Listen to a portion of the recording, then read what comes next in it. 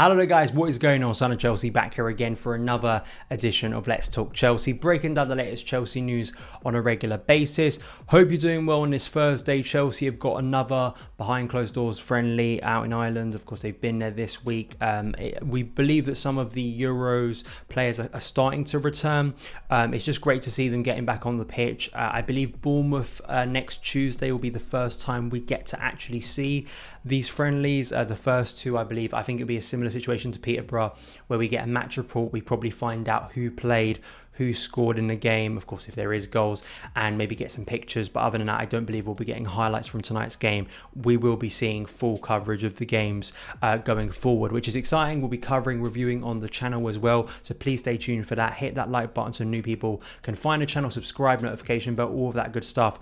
Today's news video, we've had some very interesting quotes in recent days about Chelsea's big targets, in particular striker, how that could change from Haaland to maybe Lukaku, which excites me because Lukaku is a player that I just adore and I think would be an incredible signing with Chelsea. Trust me, Haaland, Lukaku, you're bringing in one of the world's best strikers, in my opinion, one of the top 5 strikers in world football, which would absolutely improve our attack. And as well, on top of that, the CDM situation, Aurélien Tchouaméni, Declan Rice, those are the two big targets we feel in that area as well. And also just maybe the fallout of those potential signings on the likes of Timo Werner and Tammy Abraham in terms of the striker situations. We'll get into all of that today. I want to start off with Matt Law appearing on the London is Blue pod. Please go and listen to the full episode. I think it's very easy to just pull out quotes, and as I'll do here, and just focus on maybe those small things that really excite us. London is Blue pod generally is a great Chelsea podcast. They built it for many years. They have great guests on, generally Nazar Kinsella. They have Chelsea youth on. There was a really good podcast about Mark Guehi's departure and sort of the academy, and there was a lot of great insight into that. Please go and listen to that. I'll probably link that as well. But of course, the Matt Law podcast, where they get him on regularly to speak about Chelsea news, and of course it's all about transfer rumours, but it wasn't just about Haaland and Lukaku and Declan Rice. There was a lot of more general Chelsea chat, and of course Matt Law is such a great guest in terms of his insight to Chelsea news. So please go and check it out, support the podcast, and definitely subscribe to it because it's a great listen. But this is the sort of the two small quotes that came out from Matt Law in terms of the striker situation. He said Dortmund are showing no signs of being inclined to sell Haaland at the moment. There are still talks though for Romelu Lukaku going on behind the scenes. This is one of those things that has we've kind of heard consistently. I think before the Euros, Lukaku was kind of ruled out because he very publicly said, I'm happy at Inter Milan. I did say at the time that's kind of one of those things where he's going to say that he wants to focus on his career. Of course, with Belgium being with the national team at the Euros, doesn't want constant questions about his future. Potentially that could be changing, and I think it all comes down once again to Haaland's fee. I would still say, based on what I've read, it feels like Haaland is Chelsea's primary target because he's felt like our primary target for like months and months and months. I think it comes down to the fee, ridiculous wages, all of that stuff. If Chelsea aren't willing to pay that, if Dortmund aren't willing to sell, or just, that deal can't happen. I think if Chelsea desperately want a forward, I don't think there is many other realistic options that are better than Romelu Lukaku. You're talking about one of the top 5 strikers in world football. One of the two, Haaland and Lukaku, is going to transform our attack. I don't really want to hear anything about Lukaku not being technically good enough, which is still the stuff that I hear about Lukaku. It's just absolute nonsense. You clearly haven't watched him for a very long time if that is still your opinion. Maybe some of the struggles at Man United, his overall game has been perfected now. It really has. You even saw it at the Euros in terms of his link-up play, his hold-up play, just the way he's able in a variety of ways to help the build-up of the attack he plays in. I just think he is the all-round package. I think he is the Diego Costa level forward that Chelsea needs. Someone slap bang prime of their career, ready to get going, ready to come back to the Premier League, and has unfinished business at Chelsea quite clearly. I did a video about a month ago where I was sort of looking through his goal return, and I think it's only one season since he's left Chelsea he's failed to reach 20 goals. That was his final season at Man United where he really struggled. I think maybe he had some injury problems as well.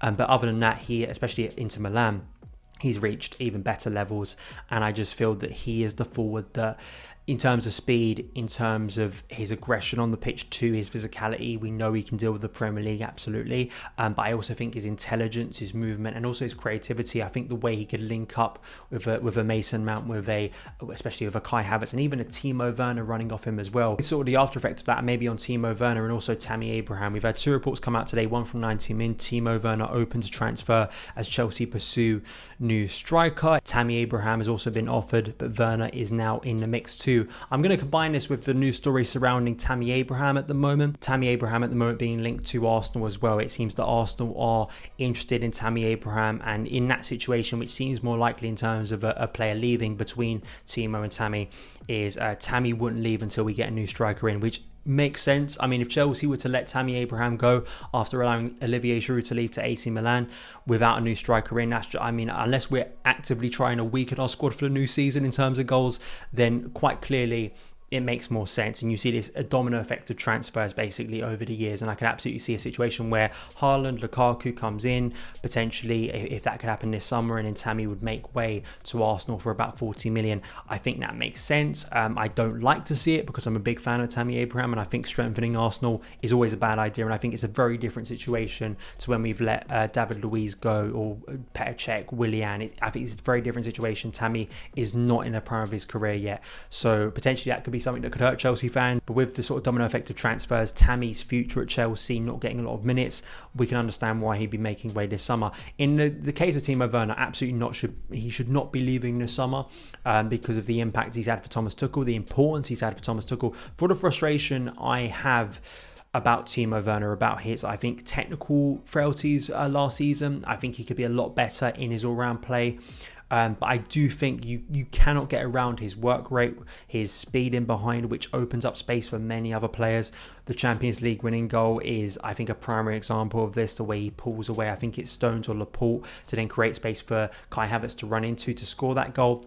A lot of off-the-ball work that Timo does that I think needs to be valued. Now, we did buy him for 50 million to score goals. Now, if Lukaku or Haaland was to come in, I think it actually would make Timo a better player. I think it would lessen the pressure on him. I think if he could play up with a Paulson type of player, even a better player than that, but Lukaku or Haaland, a typical number 9 in front of him that he could play off, very much back to his Leipzig days, I think it would lessen the pressure on him to score goals, because I think most of the goals obviously would be scored by that number 9 in my opinion. It would also look so bad on the club, I think, splashing 50 million on this guy last summer to then only 9 months or 12 months later say, you're off. It would look like a club with no plan. So that would be my concern, letting Timo Werner go. I think out of the two, Tammy's more likely. I don't think Timo Werner would be leaving this summer. I think you've got to give him a second season. In particular with fans back inside the ground, we saw how energised he was at that Leicester game in the Premier League. So I want to see what Timo does in his second season.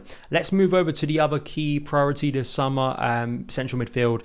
Adam Newson writing a report about Aurélien Tchouaméni last night. Chelsea's Declan Rice alternative can prove himself in N'Golo Kante's true heir under Thomas Tuchel. This is a really good piece. It goes into a lot of depth surrounding Aurélien Tchouaméni, what he can bring. I do want to add this tweet that was posted by Simon Johnson from The Athletic in regards to the midfield situation and recruitment. He tweeted today, the more you talk to people about the Declan Rice situation, the more you think a move could still happen in this window. He has made it very clear to West Ham that he won't sign a new deal, and as reported elsewhere, wants to be kept informed of any bids would clearly favour Chelsea FC. So with Declan Rice, we've heard this now, and it's really encouraging from a Chelsea perspective. If you're someone that wants Chelsea to sign Declan Rice, in terms of Rice rejecting new contract offers, both Matt Law and Simon Johnson have now said that he would continue to reject new contract offers as well, which gives, I think, encouragement to Chelsea. It's kind of, as I said a few weeks back when Matt Law dropped this big report about Declan Rice rejecting new contract offers from West Ham,